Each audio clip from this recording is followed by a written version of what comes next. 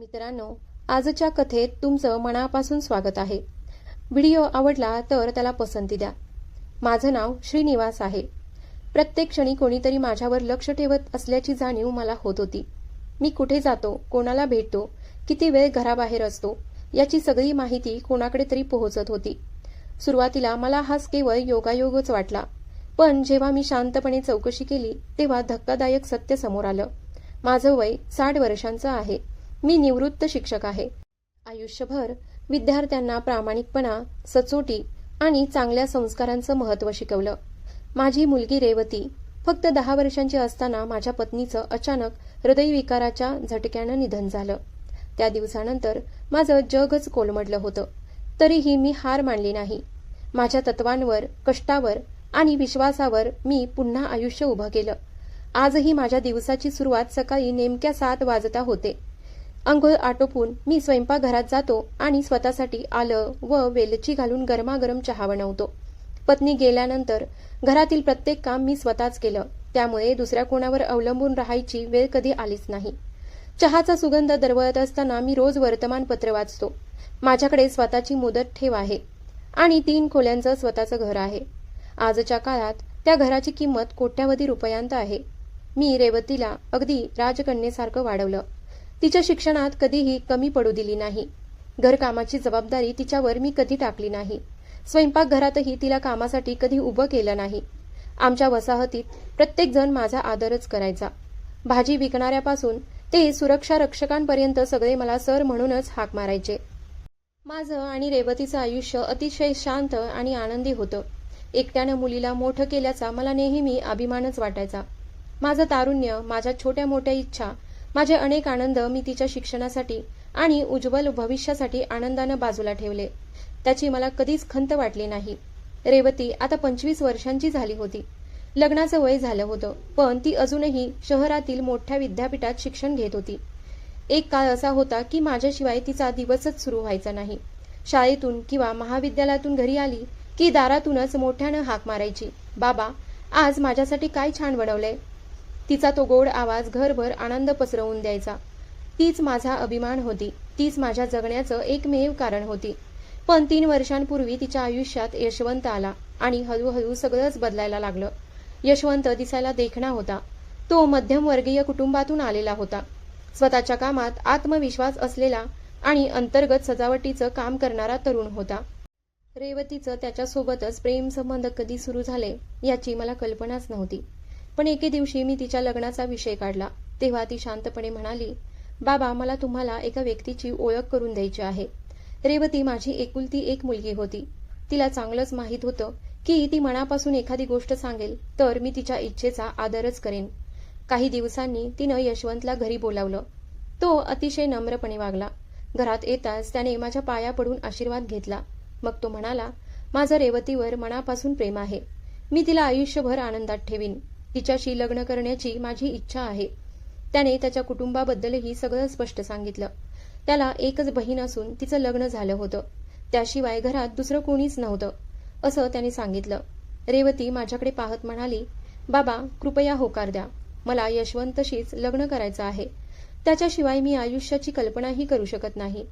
माझ्या मुलीच्या आनंदासाठी मी तिचं लग्न यशवंतसोबत लावून दिलं. मात्र कोणतीही चौकशी न करता निर्णय घेतला नाही. त्याच्याविषयी शक्य तितकी माहिती मी काढली. ज्या ज्या लोकांना तो माहीत होता त्यांच्याकडून विचारपूस केली. सगळ्यांकडून त्याच्याबद्दल चांगलंच ऐकायला मिळालं. त्यामुळे माझं मन निर्धास्त झालं. लग्नाच्या दिवशी रेवतीनं मला एक वेगळीच गोष्ट सांगितली. ती म्हणाली, "बाबा, लग्नानंतर मी यशवंतसोबत त्याच्या भाड्याच्या घरात जाणार नाही. देवाच्या कृपेनं आपल्याकडे सगळ्या सोयी आहेत." रेवतीनं माझ्याकडे हट्टच धरला की लग्नानंतर तिला यशवंतसोबत याच घरात राहायचं आहे. तिचा तो हट्टही मी आनंदाने मान्य केला. कारण मलाही माझ्या मुलीपासून दूर राहायचं नव्हतं. माझ्याकडे जे काही होतं ते सगळं तिचंच तर होतं. माझं आयुष्य किती उरलंय याचा काही भरवसा नव्हता. म्हणून तर मी आधीपासूनच ठरवलं होतं की माझ्या आयुष्याच्या शेवटी माझी सगळी मालमत्ता रेवतीच्या नावावर करून जाईन. पण यशवंतशी लग्न झाल्यावर रेवतीमध्ये हळूहळू मोठा बदल दिसायला लागला. जी मुलगी घरात शिरताच सगळ्यात आधी बाबा म्हणून हाक मारायची, ती आता सरळ यशवंतसोबत तिच्या खोलीत निघून जायची. तिचा बहुतांश वेळ त्याच्यासोबतच जायचा. कधी दोघं चित्रपट पाहायला जायचे, तर कधी खरेदीसाठी बाहेर पडायचे. तिच्याकडे तिच्या बाबांसाठी वेळच उरला नव्हता. माझ्या विरुद्ध सुरू झालेला तो कपटी डाव अगदी हळूहळू आकार घेत होता. त्यांनी अत्यंत चालाखीने माझ्या स्मरणशक्तीवर आणि मानसिक क्षमतेवर शंका घ्यायला सुरुवात केली होती. आजही तो दिवस माझ्या डोळ्यांसमोर तसाच उभा राहतो. मागच्या महिन्यातला रविवार होता.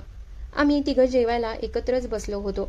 घरात आधीपासूनच काहीसं तणावाचं वातावरण होतं.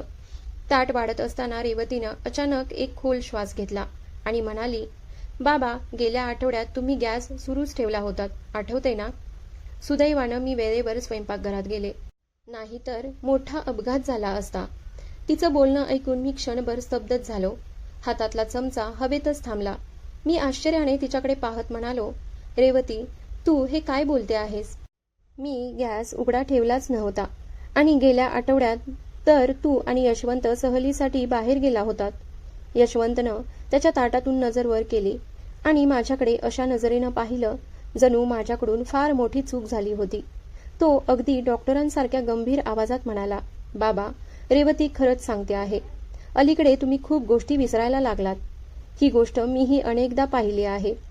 काल सुद्धा तुम्ही रेवतीला दूरध्वनी करून म्हणाला होतात की तुम्ही बँकेत जात आहात, पण पासबुक सापडत नाही. प्रत्यक्षात काल तर सुट्टीचा दिवस होता.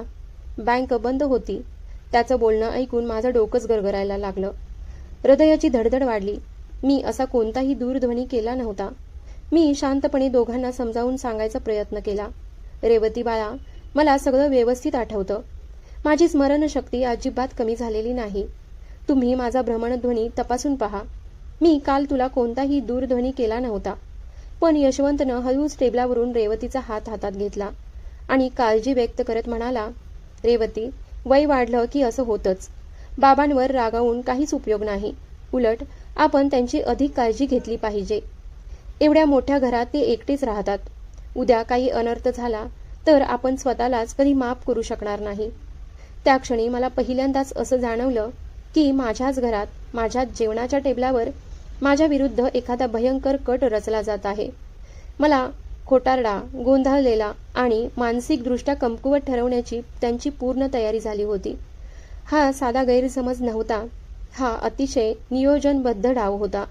माझ्या मनात प्रचंड घुसमट सुरू झाली. ते दोघं बाहेर पडत असताना मी दारात उभा होतो. तेवढ्यात रेवती अगदी सहजपणे म्हणाली, बाबा, तुमचा भ्रमणध्वनी द्या ना. तो खूप जुना झाला आहे, सारखा अडकतो. मी त्यात नवीन प्रणाली बसवते. एक सुरक्षा सुविधा देखील सुरू करते. त्यामुळे कधी तो हरवला किंवा तुम्ही वाट चुकलात तर आम्हाला लगेच तुमचं ठिकाण समजेल. मुलीवरच्या विश्वासामुळे मी क्षणाचाही विचार न करता माझा भ्रमणध्वनी तिच्या हातात दिला. पण मला कुठे ठाऊक होतं की ती माझ्या सुरक्षिततेसाठी नाही, तर माझ्या प्रत्येक हालचालीवर लक्ष ठेवण्यासाठी त्यात गुप्त मागोवा घेणारं अनुप्रयोग बसवत होती. ते दोघं गेल्यानंतर मी बराच वेळ जुन्या सोफ्यावर निशब्द बसून राहिलो. संपूर्ण घरात अस्वस्थ करणारी शांतता पसरली होती. ज्या मुलीचं बोट धरून मी तिला चालायला शिकवलं, तीच मुलगी आज तिच्या नवऱ्याच्या सांगण्यावरून स्वतःच्या वडिलांना मानसिकदृष्ट्या असमर्थ ठरवण्याचा प्रयत्न करत होती. त्या अपमानानं माझ्या मनातला हळवा बाप जणू संपलाच आणि त्याच्या जागी प्रत्येक गोष्टीकडे बारकाईनं पाहणारा, सावध आणि सतर्क माणूस जन्माला आला. त्या रविवारी नंतर माझ्या घरातली हवा, घरातले चेहरे आणि प्रत्येक नात्याचा अर्थच बदलून गेला होता.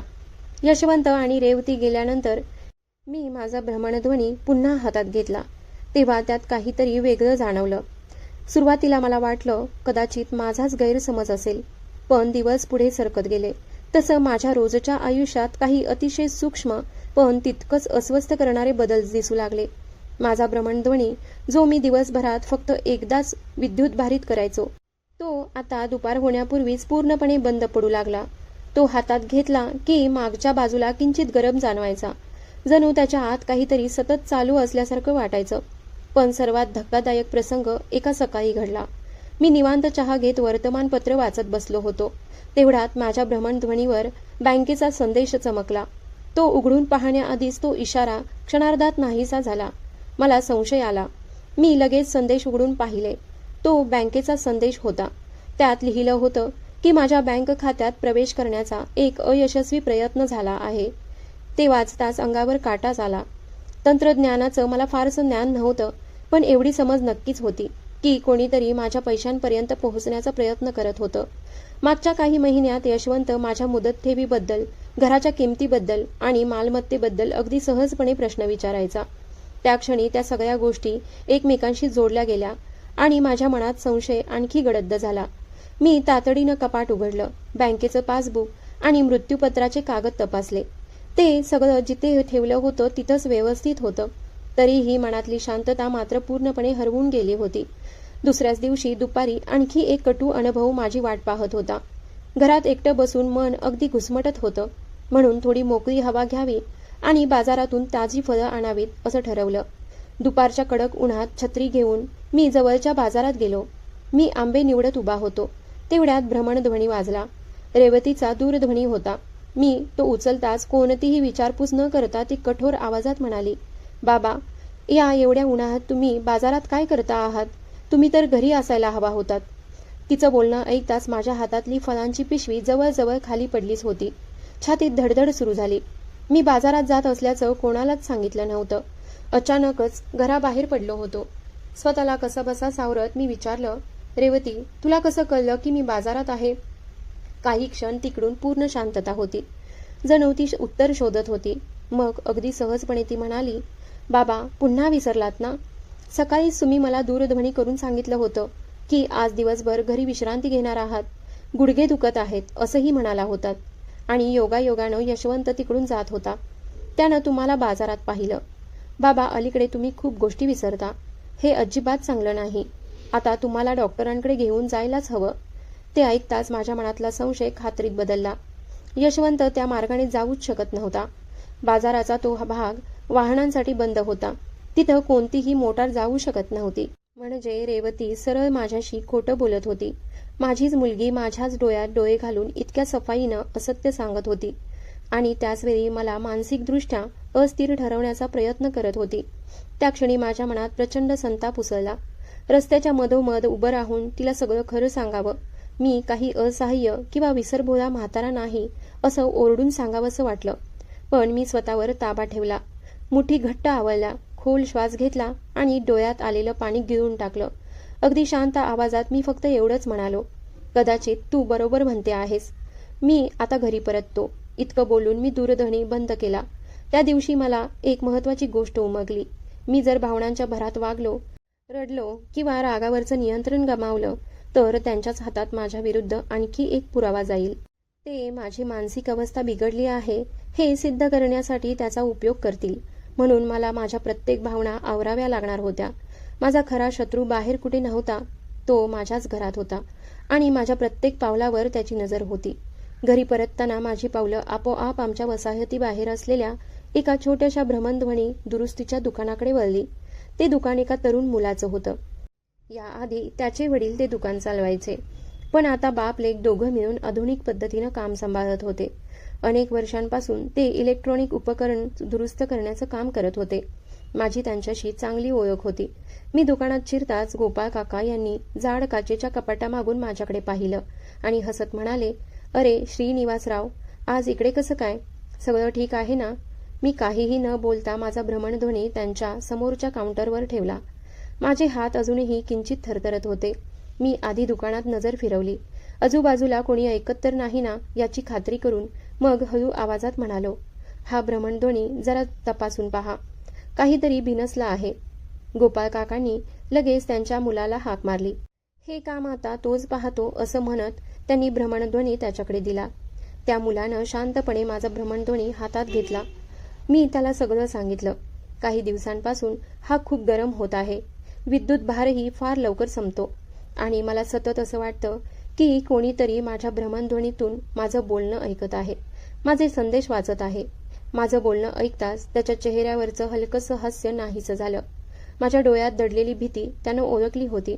त्यानं एकही शब्द न बोलता भ्रमणध्वनी संगणकाशी जोडला आणि पडद्यावर दिसणाऱ्या माहितीचं बारकाईने परीक्षण करू लागला. दुकानात बाहेरच्या वाहनांचा आवाज सोडला तर पूर्ण शांतता होती. वेळ पुढे सरकत होता आणि त्या मुलाच्या कपाळावरच्या आट्या अधिक गडद होत होत्या. त्याचा चेहरा क्षणाक्षणाला अधिक गंभीर होत चालला होता. जवळजवळ 15 मिनिटं सखोल तपासणी केल्यानंतर त्यानं एक दीर्घ श्वास घेतला. चष्मा काढून काउंटरवर ठेवला आणि माझ्याकडे पाहत म्हणाला, काका, हा भ्रमणध्वनी तुम्ही अलीकडे कोणाला दिला होता का? मी क्षणभर डोळे मिटले, मन जड झालं होतं. मग शांतपणे उत्तर दिलं, हो, माझी मुलगी रेवती घेऊन गेली होती. प्रणाली अद्ययावत करून देते असं म्हणाली होती. ते ऐकताच त्यानं निराशेनं मान हलवली. त्यानं संगणकाचा पडदा माझ्यासमोर फिरवला. त्यावर काही अनोळखी नावे आणि विचित्र फाईली दिसत होत्या. तो म्हणाला, काका, ही साधी प्रणाली अद्ययावत केलेली नाही. तुमच्या भ्रमणध्वनीत एक गुप्त पाळत ठेवणारं अनुप्रयोग बसवण्यात आलं आहे. ते इतकं चालाक आहे की तुम्हाला कुठेही दिसणार नाही. ते सतत मागच्या बाजूला सुरू राहतं. ज्याने हे बसवलं आहे त्याला या क्षणी सुद्धा तुम्ही नेमके कुठे आहात हे दिसत असेल. तुमच्या भ्रमणध्वनीचं स्थान प्रत्येक 5 मिनिटांनी त्याच्याकडे पाठवलं जातं. माझ्या छातीत धडधड सुरू झाली. पण त्यानं पुढे जे सांगितलं ते ऐकून माझ्या पायाखालची जमीनच सरकली.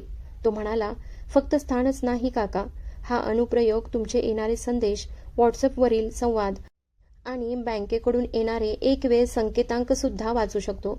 तुम्ही पाहण्याआधीच ते त्यांच्यापर्यंत पोहोचू शकतात.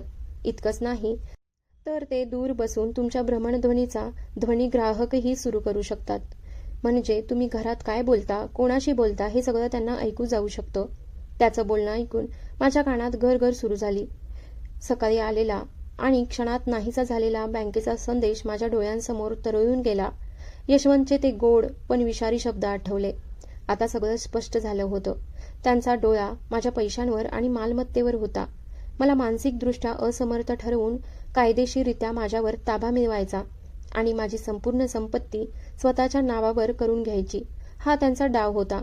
हा गुप्त अनुप्रयोग म्हणजे त्यांच्या योजनेचं सर्वात मोठं शस्त्र होतं. माझ्या पायातलं बळच गेलं आणि मी तिथल्या खुर्चीवर अलगद बसलो. थरथरत्या आवाजात मी म्हणालो, बाळा, हे लगेच काढून टाक, आत्ताच हटव. माझ्या आवाजातली असहाय्यता मी स्वतःच ओळखली होती. पण त्या मुलानं माझ्या हातावर हात ठेवत शांतपणे म्हटलं, नाही काका, आता असं करू नका. मी हे लगेच हटवलं तर त्यांच्याकडे तात्काळ इशारा जाईल. त्यांना समजेल की तुम्हाला सगळं कळलं आहे. आणि अशा लोकांचा खरा चेहरा ते पकडले गेले की आणखी धोकादायक होतो. माझं नीट ऐका. या भ्रमणध्वनीवरून कोणताही ऑनलाईन व्यवहार करू नका. कोणत्याही देयक अनुप्रयोगावर आलेल्या संदेशांना उत्तर देऊ नका. तुमच्या खात्यात मोठी रक्कम असेल तर ताबडतोब बँकेत जाऊन तुमचं कार्ड बंद करून घ्या. घरी बसून कोणतीही महत्त्वाची चर्चा करू नका. त्यांना असंच वाटू द्या की तुम्हाला अजून काहीच समजलेलं नाही. असं म्हणत त्यानं एका कागदावर काही आवश्यक संकेत आणि नोंदी लिहून माझ्या हातात दिल्या.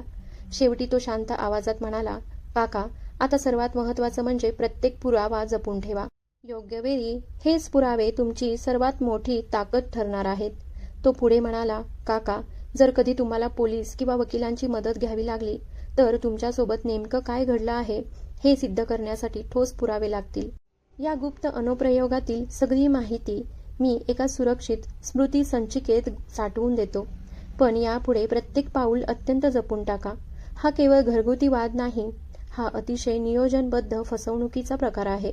त्याचं बोलणं ऐकून मी काही क्षण तिथेच निशब्द बसून राहिलो. त्याचे शब्द सतत माझ्या कानात घुमत होते. पुरावे जपून ठेवा, बँकेचं कार्ड बंद करा, त्यांना काहीच कळू देऊ नका. आयुष्यभर आपल्या मुलीला प्रत्येक संकटातून वाचवणारा मी आज तिच्यापासून स्वतःचा बचाव करण्यासाठी एका अनोळखी माणसाची मदत घेत होतो. मी माझ्या भ्रमणध्वनीच्या काळ्या पडद्याकडे पाहिलं. तो आता फक्त संवादाचं साधन राहिला नव्हता, तर तो माझ्याच घरात असलेल्या शत्रूचे डोळे आणि कान बनला होता. त्या क्षणी मी मनाशी एक ठाम निर्णय घेतला. आता हळहळत बसायचं नाही आणि लढायचं, आणि त्यासाठी त्यांचाच डाव त्यांच्यावर उलटवायचा. गोपाळ काकांच्या दुकानातून बाहेर पडताच दुपारच्या उन्हानं डोळे दिपून गेले. पण माझ्या मनात पेटलेली आग त्या उन्हापेक्षा कितीतरी प्रखर होती. मी तो पाळत ठेवला जाणारा भ्रमणध्वनी अतिशय काळजीपूर्वक खिशात ठेवला होता. जणू काही विषारी सापच सोबत घेऊन फिरत होतो. गोपाळ काकांच्या मुलानं मुद्दाम व्हॉट्सअप किंवा इतर कोणताही अनुप्रयोग हटवला नव्हता, कारण तसं केलं असतं तर यशवंत आणि रेवतीला लगेच संशय आला असता. मात्र त्यानं मला सुरक्षित मार्ग नक्की दाखवला होता. मी थेट घरी न जाता एक रिक्षा थांबवली आणि सरळ बँकेत पोहोचलो. बँकेतील थंडगार वातावरण आणि नेहमीची वर्दळ पाहून मनाला थोडासा आधार मिळाला. मी थेट व्यवस्थापक सुधीर यांच्या दालनात गेलो. सुधीरराव, तुम्ही मला अनेक वर्षापासून ओळखता. माझ्या भ्रमणध्वनीद्वारे आर्थिक फसवणूक करण्याचा प्रयत्न सुरू आहे असा मला ठाम संशय आहे, असं मी शांत पण ठाम आवाजात सांगितलं. माझ्या बोलण्यातली गंभीरता त्यांनी क्षणात ओळखली होती.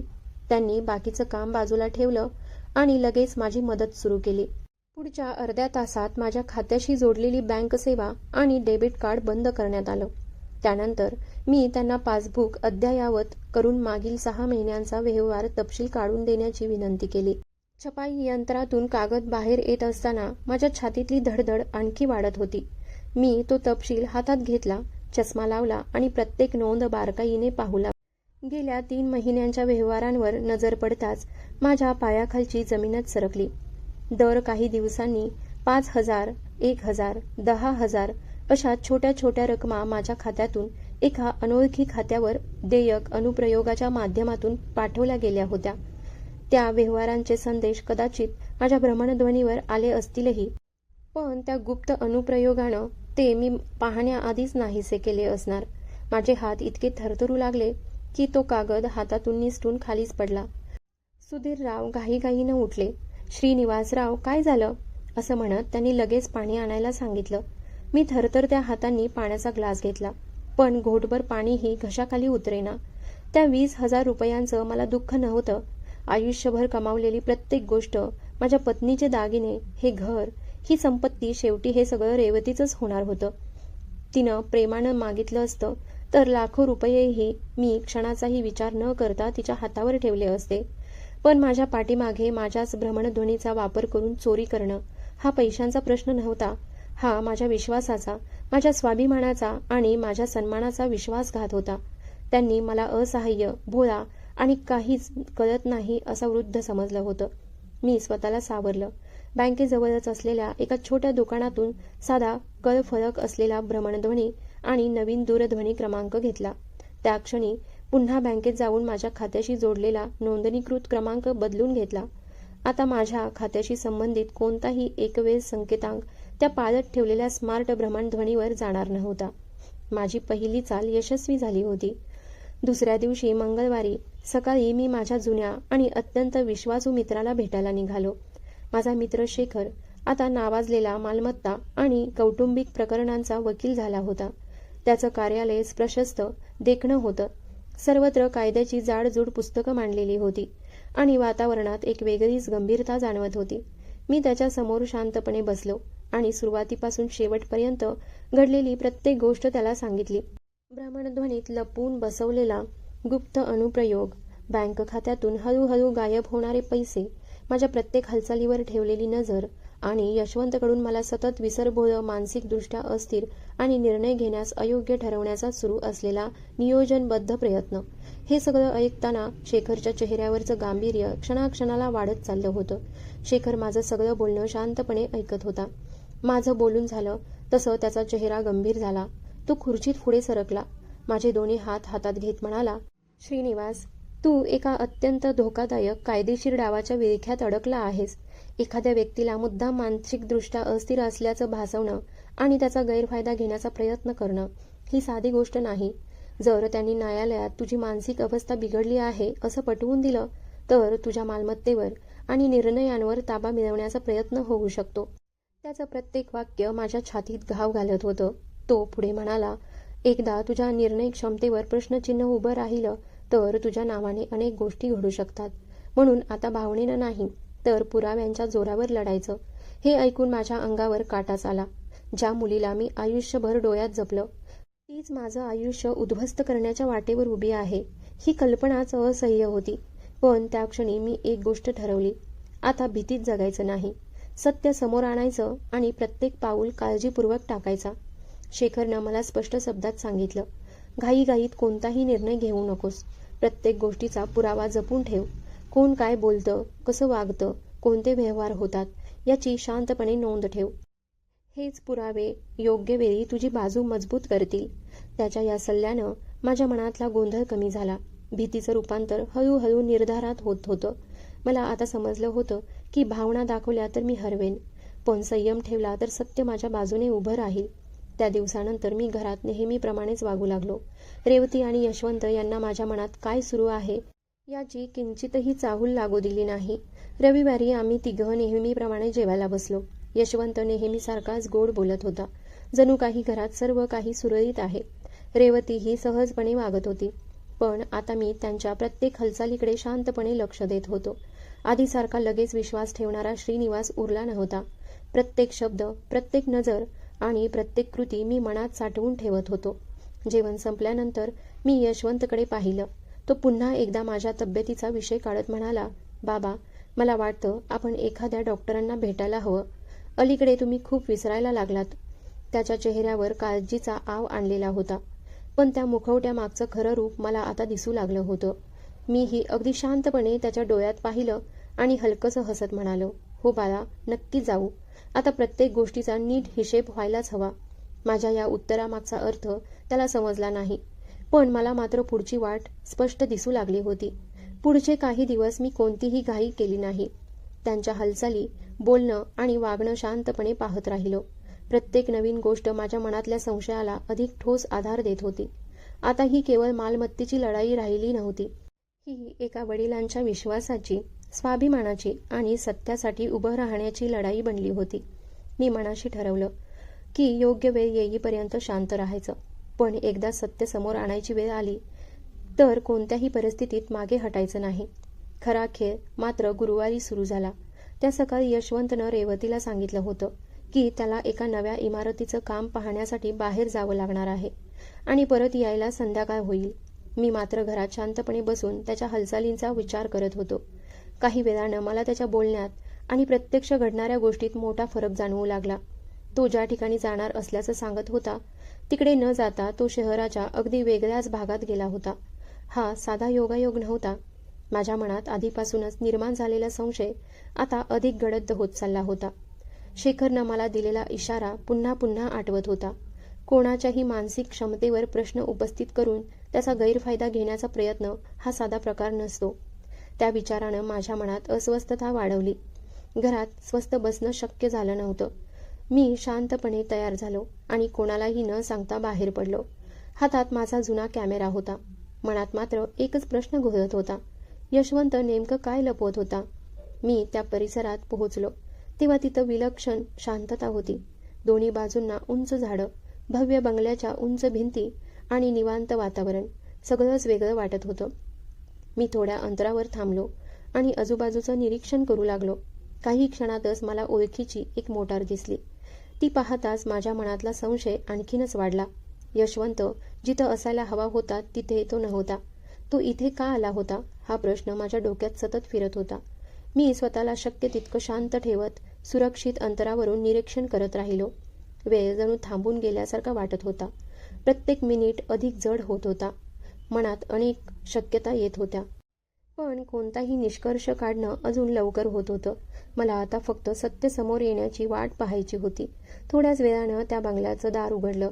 यशवंत बाहेर आला. त्याच्या चेहऱ्यावरचं हसू मला अनोळखी वाटलं. त्याच्या मागून एक सुसज्ज, आत्मविश्वासपूर्ण स्त्री बाहेर आली. तिच्या वागण्यात सहजपणा होता, पण त्यांच्यातील ओळख साधी नव्हती इतकं मात्र स्पष्ट जाणवत होतं. त्या क्षणी माझ्या मनात अनेक प्रश्न उभे राहिले. ही स्त्री कोण होती? यशवंत तिची भेट गुप्तपणे का घेत होता? आणि या सगळ्याचा माझ्याशी व रेवतीशी काय संबंध होता? मला जाणवलं की मी ज्या कटाचा शोध घेत होतो तो माझ्या कल्पनेपेक्षाही अधिक गुंतागुंतीचा असू शकतो. मी कॅमेराचं भिंग जवळ आणलं आणि पुढच्या क्षणी जे दृश्य माझ्या नजरेसमोर आलं त्यानं माझ्या पायाखालची जमीनच सरकली. मला वाटलं होतं यशवंत एखाद्या व्यावसायिक कामासाठी आला असेल किंवा माझ्या विरुद्ध काहीतरी नवीन डाव आखत असेल. पण प्रत्यक्षात जे घडलं त्याची मी कल्पनाही केली नव्हती. यशवंत त्या तरुणीसमोर जाऊन थांबला. ती बहुधा डॉक्टर शरद यांची मुलगी माधवी असावी. ती हसत त्याच्या जवळ आली. यशवंतनं तिच्या कमरेभोवती हात टाकला आणि तिला आपल्याकडे ओढलं. पुढच्या क्षणी तिनं दोन्ही हात त्याच्या गळ्यात घातले आणि दोघांनी अगदी सहजपणे एकमेकांना मिठी मारली. त्यांच्या वागण्यातली जवळीक पाहून माझ्या अंगावर शहारे आले. ती साधी ओळख नव्हती. त्यांचं नातं खूप जुनं आणि अतिशय जवळचं असल्याचं स्पष्ट जाणवत होतं. माझ्या डोळ्यांसमोर क्षणभर अंधार पसरला. छातीत कोणीतरी धारदार शस्त्र खुपसलं आहे असं मला वाटलं. माझा जावई, ज्याच्यासाठी माझ्या मुलीनं स्वतःच्या वडिलांपासून दुरावा स्वीकारला, ज्याच्या प्रत्येक शब्दावर विश्वास ठेवून तिनं मला संशयाच्या नजरेनं पाहायला सुरुवात केली. तोच तिच्या पाठीमागे दुसऱ्या स्त्रीसोबत प्रेमाचे क्षण जगत होता. थरथरणाऱ्या हातांनी मी कॅमेराचं बटन दाबलं. त्या क्षणांचे काही पुरावे मी जपून ठेवले. त्यानंतर दोघं बंगल्याच्या ओट्यावर ठेवलेल्या खुर्च्यांवर जाऊन बसली. त्यांच्या समोर टेबलावर कॉफीचे 2 कप आणि काही कागद ठेवलेले होते. मी सुरक्षित अंतरावरून त्यांच्याकडे लक्ष ठेवून होतो. काही वेळाने त्यांच्या संभाषणातील काही शब्द माझ्या कानावर पडले आणि ते ऐकून माझ्या अंगातलं रक्तच गोठलं. माधवी शांतपणे म्हणाली, तुझ्या सासऱ्यांचं काय चाललं आहे? रेवतीला आता पूर्ण विश्वास बसलाय ना की त्यांची मानसिक अवस्था ठीक नाही? यशवंत हसला आणि म्हणाला, हो, मी तिच्या मनात ही भीती इतकी खोलवर रुजवली आहे की तिला आता स्वतःच्या बाबांवरही विश्वास राहिलेला नाही.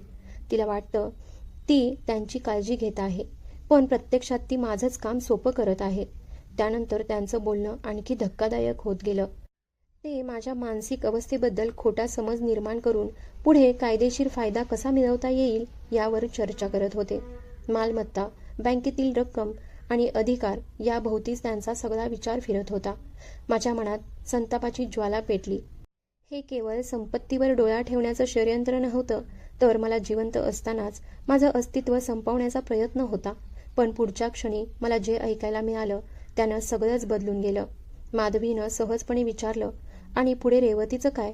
यशवंत निर्विकारपणे म्हणाला, सगळं काम झालं की तिची गरज उरणार नाही. योग्य वेळ आली की मी तिच्यापासून वेगळा होईन. मला तिच्यावर कधीच प्रेम नव्हतं. मला फक्त तिच्या वडिलांची संपत्ती हवी होती. हे शब्द माझ्या कानावर पडताच माझ्या पायातलं बळच निघून गेलं. मी जवळच्या भिंतीचा आधार घेतला. त्या क्षणी मला एक गोष्ट स्पष्टपणे समजली. माझ्या मुलीनं माझा विश्वास तोडला होता हे खरं, पण ती स्वतःही एका अत्यंत कपटी आणि निर्दयी माणसाच्या जाळ्यात अडकली होती. नवऱ्याच्या अंधाऱ्या प्रेमावर विश्वास ठेवताना ती नकळत स्वतःचं आयुष्य उद्ध्वस्त करण्याच्या वाटेवर चालली होती. आणि त्या विचारानं माझं मन अक्षरशः तुटून गेलं. त्या क्षणी मला एक गोष्ट प्रकर्षाने जाणवली. रेवतीला अजून हेच माहीत नव्हतं की ती ज्या आगीत मला ढकलते आहे त्याच आगीत एक दिवस तिचंच आयुष्य होरपळून निघणार आहे. यशवंत आणि माधवी हे केवळ लोभी नव्हते, तर नात्यांचा, विश्वासाचा आणि भावनांचा निर्दयीपणे वापर करणारे लोक होते. मी पाहिलेल्या प्रत्येक गोष्टीमुळे माझ्या मनातलं चित्र आता स्पष्ट होत होतं. मन घट्ट करून मी तिथून निघालो. आता भावनांमध्ये वाहून जाण्याची वेळ संपली होती. पुढचं प्रत्येक पाऊल विचारपूर्वक टाकायचं होतं, एवढंच मी मनाशी ठरवलं. घरी पोहोचल्यानंतर सर्वप्रथम मी चेहऱ्यावरचं ताणलेपण नाहीसं करण्याचा प्रयत्न केला. आरशात स्वतःकडे पाहिलं आणि स्वतःलाच बजावलं की मनात कितीही वादळ असलं तरी चेहऱ्यावर त्याची एकही रेषा उमटवायची नाही. आता माझं शांत राहणं हीच माझी खरी ताकद होती. यशवंत आणि रेवती यांना अजूनही सगळं त्यांच्या मनासारखंच सुरू आहे असंच वाटत होतं. हे मला चांगलंच समजलं होतं. संध्याकाळी 7:30च्या सुमारास दाराची घंटी वाजली. दार उघडलं तर रेवती समोर होती. तिच्या चेहऱ्यावर थकवा आणि मनात काहीतरी दडपण असल्याचं स्पष्ट दिसत होतं. ती नेहमीप्रमाणे आत आली आणि सोफ्यावर बसली. मी अगदी सहजपणे विचारलं, काय ग, आज एवढी थकलेली का दिसतेस? तिच्या उत्तराची वाट न पाहता मी म्हणालो, बस, मी चहा घेऊन येतो. ती काही क्षण शांत बसली आणि मग म्हणाली, बाबा, यशवंतचा दूरध्वनी आला होता. त्याला तुमची काळजी वाटते आहे. तुम्ही एकटे बाहेर पडू नका, असं तो म्हणत होता. तिच्या बोलण्यात काळजीपेक्षा तयार केलेली वाक्य अधिक जाणवत होती.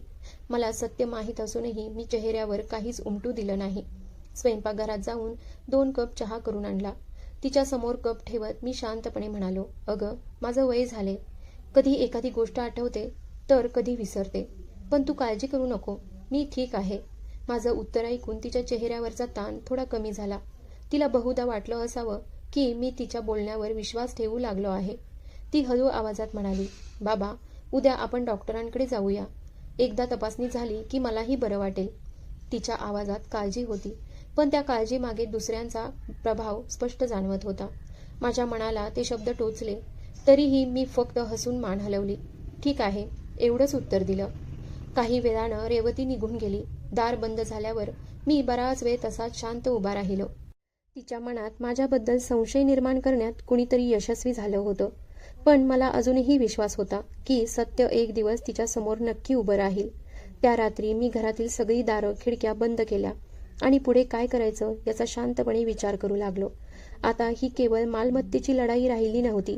ही एका वडिलांच्या विश्वासाची, एका मुलीच्या आयुष्याची आणि सत्याला न्याय मिळवून देण्याची लढाई होती.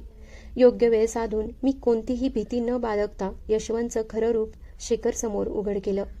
डॉक्टर शरद यांची मुलगी माधवी बरोबरचं त्याचं नातं, माझ्या विरुद्ध बनवला जाणारा खोटा वैद्यकीय अहवाल, माझी मानसिक अवस्था बिघडली आहे असं दाखवण्याचा डाव आणि त्यानंतर माझी संपत्ती बळकावून रेवतीलाही आयुष्यातून दूर करण्याचा त्याचा संपूर्ण कट मी शांतपणे शेखरला सांगितला. काही क्षण दूरध्वनीवर पूर्ण शांतता पसरली. शेखरचा आवाजही हलका थरथरत होता. तो म्हणाला, श्रीनिवास, हा साधा वाद नाही, हा नियोजनबद्ध फसवणुकीचा आणि विश्वासघाताचा गंभीर प्रकार आहे. पुरावे पाहता आपण कायदेशीर मार्गाने ठोस कारवाई करू शकतो. पण तेवढ्यात मी त्याला थांबवलं. माझं मन आता पूर्णपणे शांत झालं होतं. भावनांवर नव्हे तर विचारांवर माझा ताबा होता. मी ठाम आवाजात म्हणालो, नाही शेखर, अजून पोलिसांकडे जायचं नाही. आज जर मी तक्रार केली तर रेवती यशवंतच्याच बाजूने उभी राहील. तिचा त्याच्यावर अजूनही पूर्ण विश्वास आहे. ती माझ्यावरच उलट आरोप करेल. म्हणून अजून योग्य वेळ आलेली नाही. माझं बोलणं ऐकून शेखरनं काळजीच्या सुरात विचारलं, मग आता पुढे काय करायचं? मी दीर्घ श्वास घेतला आणि माझा विचार त्याच्यासमोर मांडला. न्यायालयात आपण नंतर जाऊ. आधी माझ्या स्वतःच्या घरात सत्याचा सामना घडवून आणायचा आहे. रेवतीच्या डोळ्यांवर चढवलेला खोटेपणाचा पडदा दूर करणं हेच माझं पहिलं काम आहे. उद्या संध्याकाळी 4 वाजता तुम्ही आणि तुमच्या कार्यालयातील वरिष्ठ वकील निनाद माझ्या घरी या. त्यावेळी रेवती आणि यशवंत दोघंही घरी असतील. त्यांना वाटेल की मी अखेर त्यांच्या म्हणण्याप्रमाणे वागायला तयार झालो आहे. पण उद्याची संध्याकाळ त्यांच्या आयुष्यातील सर्वात मोठा धक्का ठरेल. एवढं बोलून मी दूरध्वनी बंद केला. मग माझी नजर घरभर फिरली. हे घर मी आयुष्यभराच्या कष्टानं उभं केलं होतं. उद्या याच घरात सत्य आणि खोटेपणाचा अंतिम सामना होणार होता. मी कपाट उघडलं. मालमत्तेचे कागद, मुदत ठेवींच्या पावत्या, महत्त्वाची कागदपत्र आणि विराजनं सुरक्षित ठेवायला सांगितलेली माहिती काळजीपूर्वक बाहेर काढली. त्यानंतर मी माझा जुना कॅमेरा संगणकाशी जोडला आणि आवश्यक कागदपत्र व्यवस्थित तयार करून एक जाड सोनेरी रंगाच्या पाकिटात ठेवली. त्या पाकिटात केवळ कागद नव्हते तर अनेक मुखवटे फाडून टाकण्याची ताकद दडलेली होती. मला माझा स्वाभिमान परत मिळवायचा होता. त्याहून महत्त्वाचं म्हणजे माझ्या मुलीचं आयुष्य एका भयंकर फसवणुकीतून बाहेर काढायचं होतं. त्या क्षणी मी फक्त हलवा बाप राहिलो नव्हतो, सत्यासाठी उभा राहणारा एक ठाम माणूस बनलो होतो. दुसऱ्या दिवशीची संध्याकाळ माझ्या आयुष्यातील सर्वात जड क्षण घेऊन आली. आकाश ढगांनी भरलं होतं. दूरवर विजांचा कडकडाट ऐकू येत होता. एकेकाळी रेवतीच्या हसण्याने भरून जाणारा माझा प्रशस्त दिवाणखाना आज एखाद्या शांत न्यायपीठासारखा वाटत होता. ठरल्याप्रमाणे दुपारी 4च्या सुमारास शेखर आणि त्यांच्यासोबत वरिष्ठ वकील निनाद आले. काही वेळाने विराजही आला. मी तिघांनाही बसायला सांगितलं. त्यांच्या चेहऱ्यावर गंभीरता होती. सगळे शांत होते. पण त्या शांततेत मोठं वादळ दडलं होतं. टेबलाच्या मध्यभागी ते सोनेरी पाकिट ठेवलेलं होतं. त्यात माझ्या आयुष्यातील सर्वात कटू सत्य दडलेलं होतं. संध्याकाळी 6 वाजता दाराची घंटी वाजली. मी शांतपणे उठलो, दीर्घ श्वास घेतला आणि दार उघडलं. समोर रेवती आणि यशवंत उभे होते. रेवतीच्या चेहऱ्यावर अस्वस्थता स्पष्ट दिसत होती, तर यशवंतच्या डोळ्यात मात्र आत्मविश्वासाचा आड लपलेला गर्व चमकत होता. त्याच्या हातात काळ्या रंगाचं एक कागदपत्राचं पाकिट होतं. तो आत आला, पण दिवाणखान्यात आधीपासून बसलेले शेखर, निनाद आणि विराज यांच्याकडे त्याची नजर जाताच तो क्षणभर जागच्या जागीच थबकला. त्या क्षणी त्याच्या चेहऱ्यावर उमटलेला बदल माझ्या नजरेतून सुटला नाही.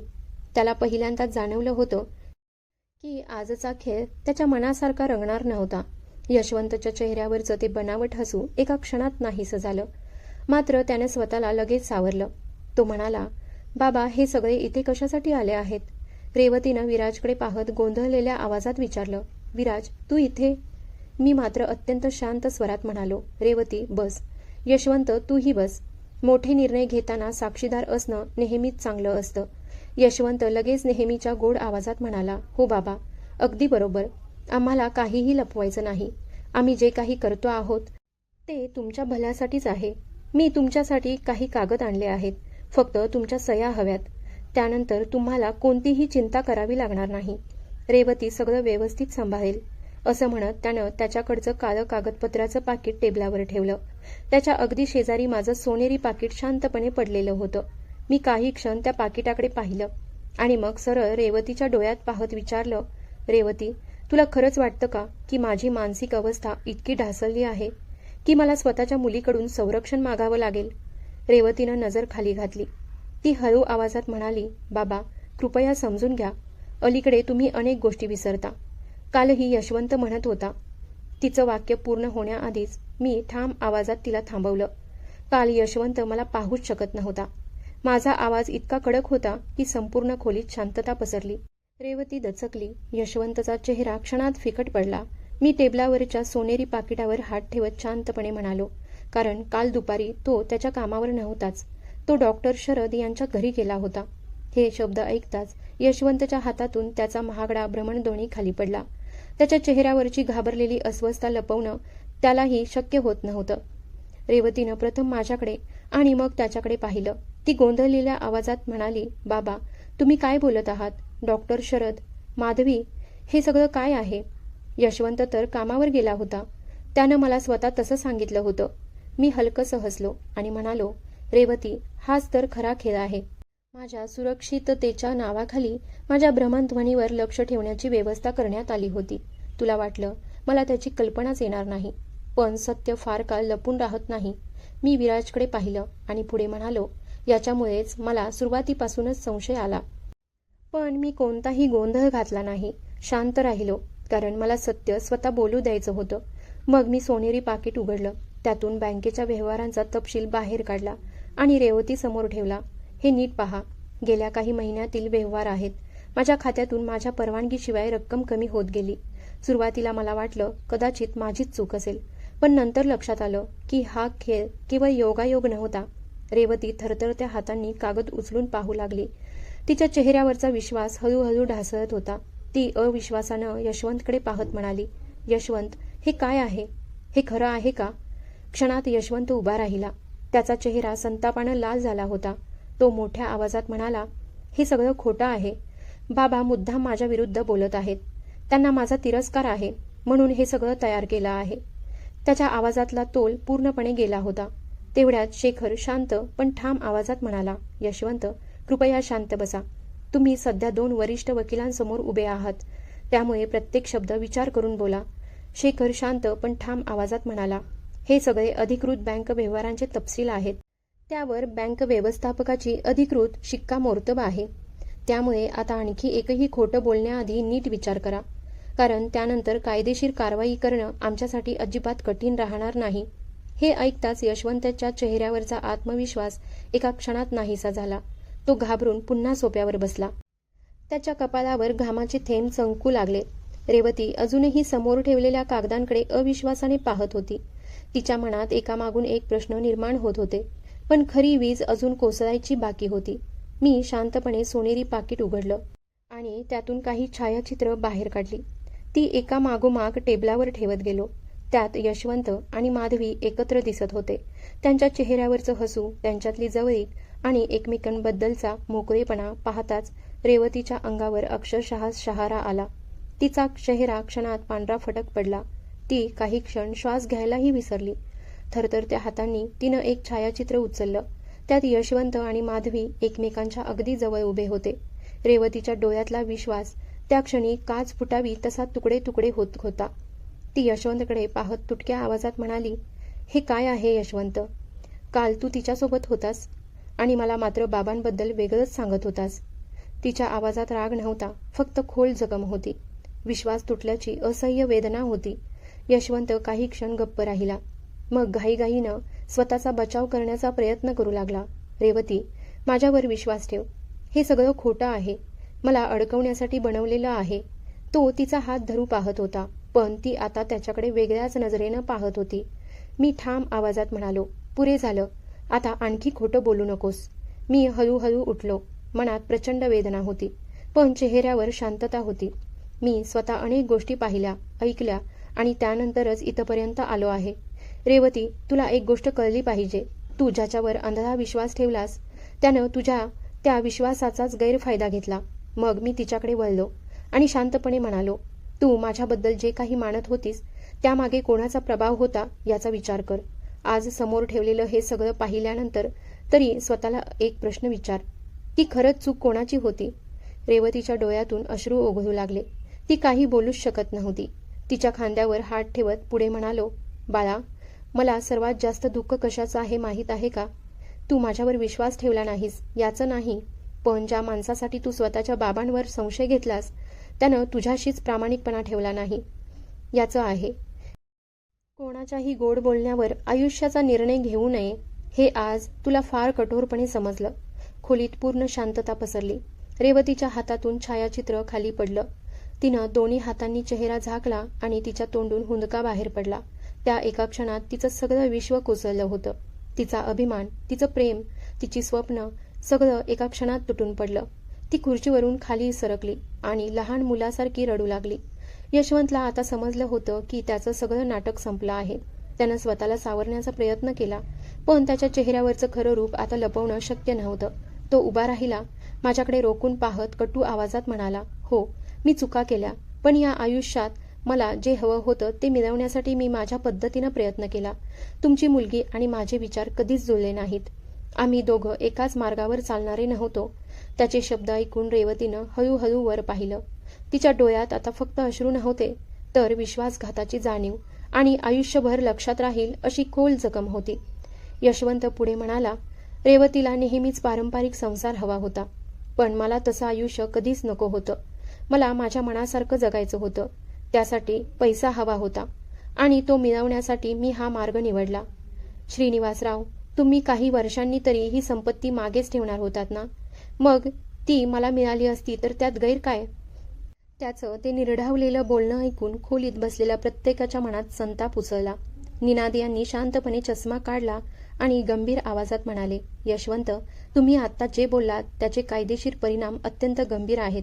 फसवणूक, विश्वासघात आणि आर्थिक गैरव्यवहार यांच्यासारख्या अनेक गुन्ह्यांची कबुली तुम्ही स्वतःच देत आहात.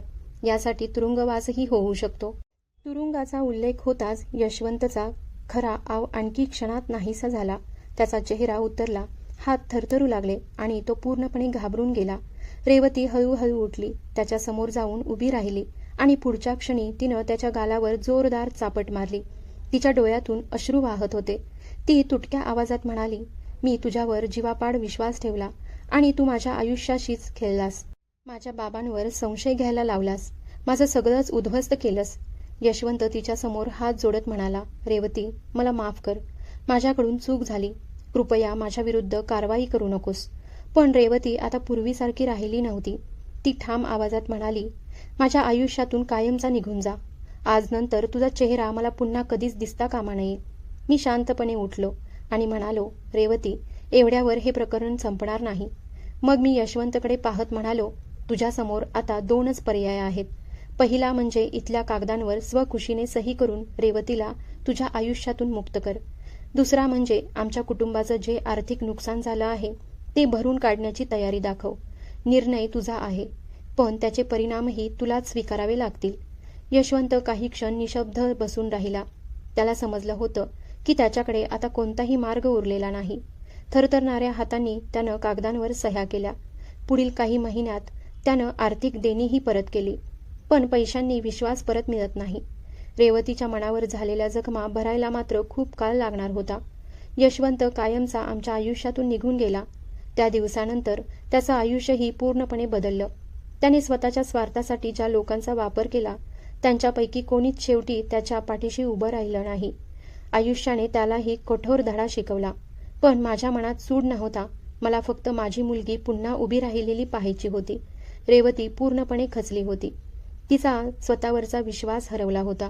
मी तिच्या खांद्यावर हात ठेवला आणि फक्त एवढंच म्हणालो, बाळा, आयुष्यात कधीकधी माणसं चुकीची ठरतात, पण म्हणून संपूर्ण आयुष्य चुकत नाही. पडणं महत्त्वाचं नसतं, पुन्हा उभं राहणं महत्त्वाचं असतं. त्या दिवसापासून आम्ही दोघांनी नव्यानं आयुष्य सुरू केलं. मी तिला पुन्हा शिक्षणाकडे वळवलं, तिच्या स्वप्नांना नवं बळ दिलं आणि तिला स्वतःवर विश्वास ठेवायला शिकवलं. आज ती परदेशात उच्च शिक्षण घेत आहे. तिच्या मनावरच्या जखमा अजून पूर्ण भरल्या नसतील, पण प्रत्येक नव्या दिवसासोबत त्या थोड्या थोड्या भरत आहेत. मला खात्री आहे, एक दिवस ती पुन्हा मनापासून हसेल. मीही या सगळ्या प्रसंगातून एक गोष्ट शिकलो. माणूस कितीही जवळचा असला तरी विश्वासासोबत विवेकही तितकाच महत्त्वाचा असतो. नाती रक्तानं जुळतात, पण ती टिकतात प्रामाणिकपणानं. प्रेम जर स्वार्थावर उभं असेल तर ते कधीतरी कोसळतंच. पण प्रेम जर विश्वासावर उभं असेल तर कोणतंही वादळ त्याला डगमगवू शकत नाही. मित्रांनो, ही कथा इथे संपते. या कथेतून जर एकच गोष्ट लक्षात ठेवायची असेल तर ती ही की डोळे बंद करून कोणावरही विश्वास ठेवू नका. आपल्या माणसांवर प्रेम करा, पण योग्य वेळी प्रश्न विचारण्याचं धैर्यही ठेवा. कारण सत्याला उशीर होऊ शकतो, पण पराभव कधीच होत नाही. जर ही कथा तुम्हाला मनापासून आवडली असेल तर तुमचं मत आम्हाला नक्की कळवा. तुमचा प्रत्येक अभिप्राय आम्हाला आणखी चांगल्या कथा घेऊन येण्याची प्रेरणा देतं. पुढच्या वेळी पुन्हा अशाच एका हृदयस्पर्शी आणि विचार करायला लावणाऱ्या कथेसह भेटू. तोपर्यंत स्वतःची आणि आपल्या घरातल्यांची काळजी घ्या. धन्यवाद.